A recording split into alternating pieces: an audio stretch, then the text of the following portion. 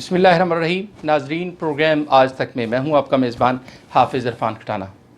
ناظرین گرامی، سب سے پہلے لاتعداد مرتبہ درود و سلام وجہ تخلیق کائنات محسن انسانیت حضرت محمد صلی اللہ علیہ وآلہ وسلم کی ذات پر اور ان کی آل اولاد پر. ناظرین گرامی، آج کا جو ہمارا موضوع ہے وہ بڑا اہم ترین موضوع ہے. آج کا موضوع جو ہے وہ یونیورسٹیز کے اساتذہ اور طلباء طالبات کے لیے. تو اس موضوع پہ بات کرنے کے لیے ہمارے ساتھ جو مہمان شخصیت موجود ہیں وہ کسی تعارف کی محتاج نہیں ہیں.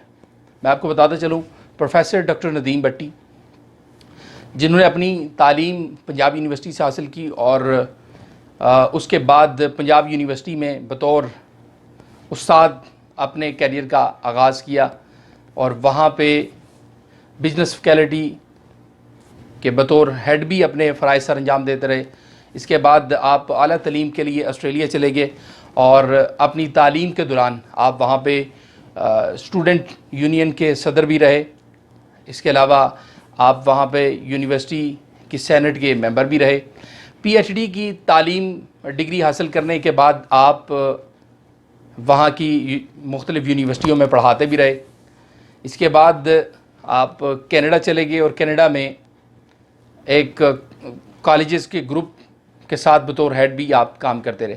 اس وقت پوری دنیا میں مختلف ممالک کے اندر ان کی کتابیں اور آرٹیکل جو ہیں وہ پبلش ہوتے رہتے ہیں. ناظرین گرامی، آج ہم اپنے مہمان ڈاکٹر ندیم احمد بٹی صاحب کو اپنے پروگرام میں خوش آمدید کہتے ہیں. اس کے ساتھ ہی ہم ان سے جانیں گے کہ اس وقت لاک ڈاؤن کی وجہ سے یونیورسٹیز بند ہیں اور اسٹوڈنٹس کا جو ہے وہ بڑا نقصان بھی ہو رہا ہے. آج ہم ان سے جانیں گے کہ اس وقت ان حالات میں تدریس و عمل کے لیے کیا متبادل ہو سکتا ہے. جی، آپ نے بہت اچھا سوال کیا ہے اور یہ ان حالات کے مناسبت کے ساتھ یہ بہت ایک زبردست کنسرن ہے اور آپ نے اس کنسرن کو اس پروگرام میں لے کے آئے ہیں. میں آپ کو اپریشیٹ کرتا ہوں اس کے لیے. دیکھیں، آپ نے کہا کہ یونیورسٹیاں بند ہو گئی ہیں تو ان حالات میں متبادل کیا ہے. پہلی بات تو یہ ہے کہ یہ ہمیں سمجھنا چاہیے کہ یونیورسٹیز کی جو ایجوکیشن ہے یہ کسی بھی کنٹری کی پروگرس کے لیے، ڈیولپمنٹ کے لیے بہت ضروری ہوتی ہے. اور دنیا کے جو وہ کنٹری جو دنیا کو لیڈ کر رہے ہیں، جیسے یو ایس اے ہو گیا، کینیڈا ہو گیا، یو کے ہو گیا، جرمنی ہو گیا، فرانس ہو گیا، ان کی جو لیڈرشپ ہے اس میں بہت بڑا رول جو ہے وہ وہاں کی یونیورسٹیز کا ہے. تو یونیورسٹیز ایجوکیشن جو ہے وہ ڈیفینیٹلی بہت امپارٹنٹ ہو گئی.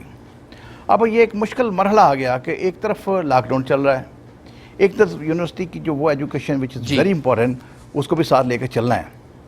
تو آپ کا کویشچن یہ ہے کہ اب ہمارے لیے متبادل کیا ہے.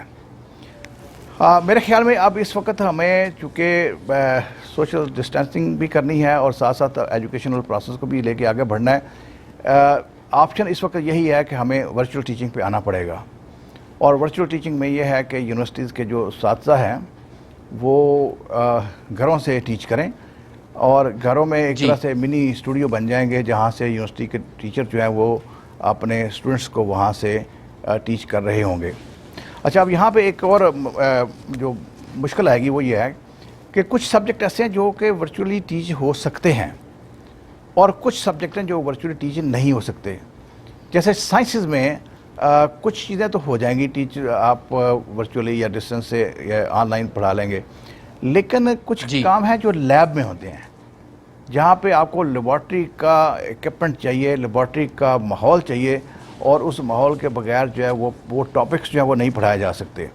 لیکن کچھ سبجیکٹ ایسے ہیں جیسے لا ہے، ایجوکیشن ہے، لینگویجز ہیں، فلاسفی ہے، اکنامکس ہے.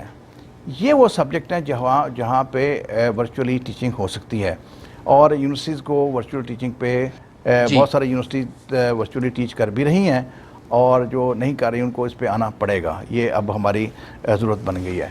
تو ہمارے پاس اب آپشن کیا ہو گئی کہ جو ایگزسٹنگ سسٹم ہے اس کا متبادل، آپ نے سوال کیا کیا ہوگا.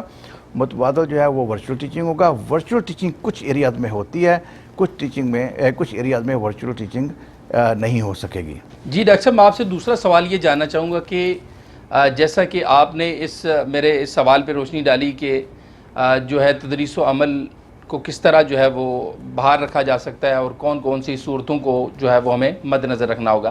اس کے ساتھ میں آپ سے یہ جاننا چاہوں گا کہ اس وقت جو یونیورسٹیز کے اندر اساتذہ کا موجودہ جو تدریس و عمل کے لیے جو صلاحیتیں ہیں, کیا وہ ورچوئل ٹیچنگ کے لیے کافی ہوں گی یا پھر انہیں نئی سکلز جو ہے وہ سیکھنا پڑیں گی؟ اس حوالے سے ذرا تھوڑا سا بتائیے گا. جی بالکل, آپ نے ٹھیک کہا کہ اس وقت جو یونیورسٹی کے پروفیسرز تھے وہ تیار ہوئے ہیں فیس ٹو فیس ٹیچنگ کے لیے.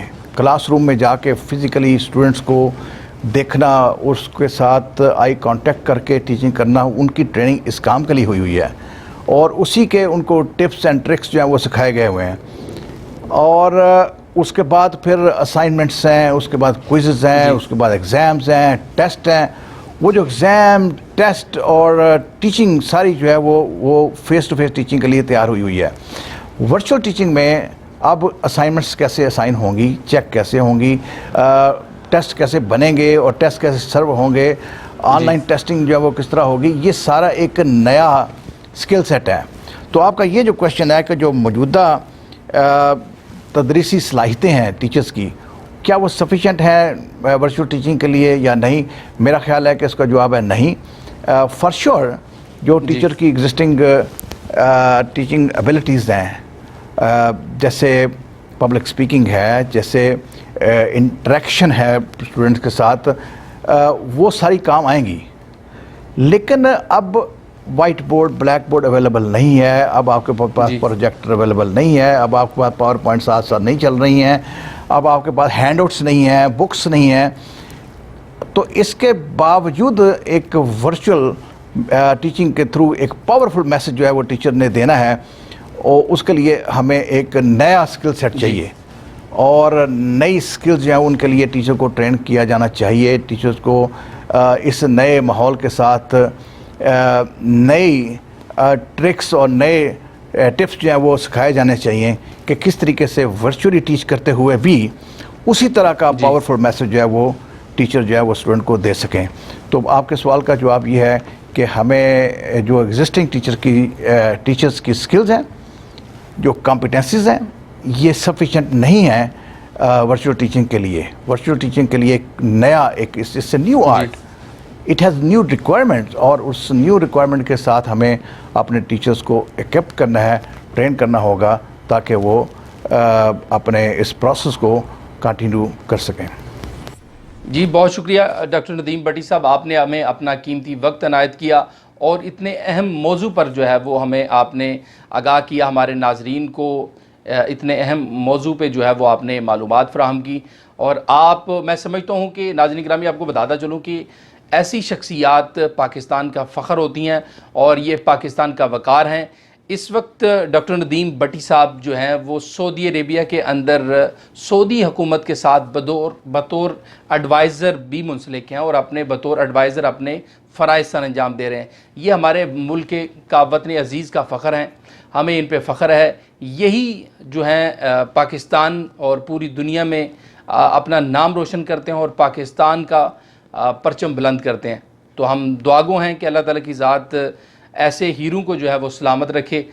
ہم بے حد مشکور ہیں ڈاکٹر ندیم بٹی صاحب کے کہ انہوں نے ہمیں وقت دیا. تو ناظرین گرامی انشاءاللہ آئندہ پھر دوبارہ آپ کے ساتھ ملاقات ہوگی اور ہمارے مہمان ہوں گے پروفیسر ڈاکٹر ندیم بٹی, اور ان سے اسی موضوع پہ ہم بات کریں گے, ان سے جانیں گے اور آپ تک ہم ان کی قیمتی رائے جو ہے وہ آپ تک پہنچائیں گے.